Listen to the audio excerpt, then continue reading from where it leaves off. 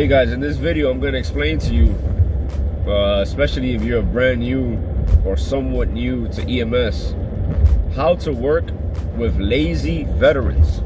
And you know, I'm considered to be a veteran, and I can see how some of my veteran counterparts get very comfortable and sometimes don't do things as thorough as they should. It doesn't mean that they don't care about their job. It's just that there's certain things that you could do with your clinical eye. I'll give you an example. If I show up to a scene and I see a person with difficulty breathing who's 23 years old near an asthma pump,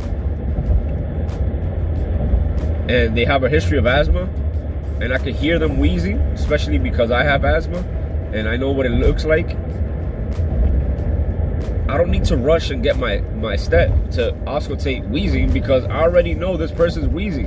I mean, I do it anyway to confirm, but there's no rush for me to do it because it's obvious that this person is having an asthma attack, right? So that being said, there's other instances where veterans use this type of comfort and use their experience as a reason to not be as thorough.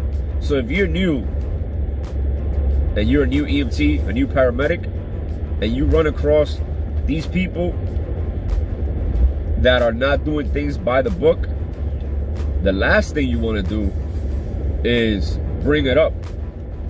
The last thing you want to do is snitch on your partner if what that person's doing is not hurting anybody, obviously. If it is hurting somebody, then that's a different story. But the last thing you want to do is bring it up to them and try to make yourself seem all high and mighty, righteous and holy, right? The second thing I would do is just do things the way you're supposed to do and how you feel best. You know what I'm saying? Like, if you see that your partner has not checked the main tank, the main O2 tank, then go check it yourself. And this happens to me all the time. I'm into, check out this video on how I start my ambulance shift. I still do it the same way to this day. And sometimes when I work with veterans, they're not as thorough. They're not interested in going through all those motions. So what do? I do it anyway. Sometimes we show up to a scene, check out this video on what bags to bring on every single scene. Sometimes we show up to a scene and my partners are like, nah, we don't really need it. By the way, guys, let me interrupt this video. Check out this view, man. Check out this view. New York City, baby. Look how pretty this is. Look at how nice that is, man. Freaking awesome. Anyways, talk about multitasking, right? Yeah, so what I was saying is sometimes we show up to a scene and my partner's like, oh, we don't need to carry all those bags. But I bring them anyway. Why? Because I understand that's the right thing to do. So, in a nutshell, when you work with a lazy veteran or a veteran that is not as thorough as you have read in the books,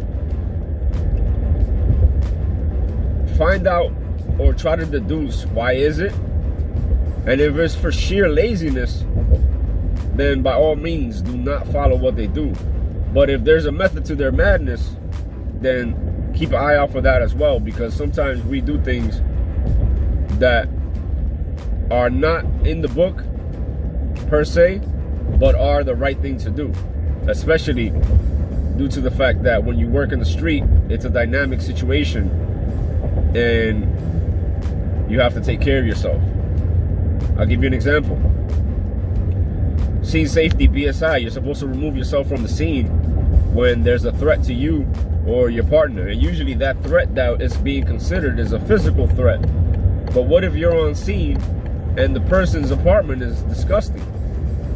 That's a health threat, especially nowadays with all this stuff that's going on. So what you'll see a veteran do is like, let's get out of here. We'll check him on the ambulance. We'll check the blood pressure on the ambulance, because you're trying to remove yourself from, let's say, a hoarder's apartment.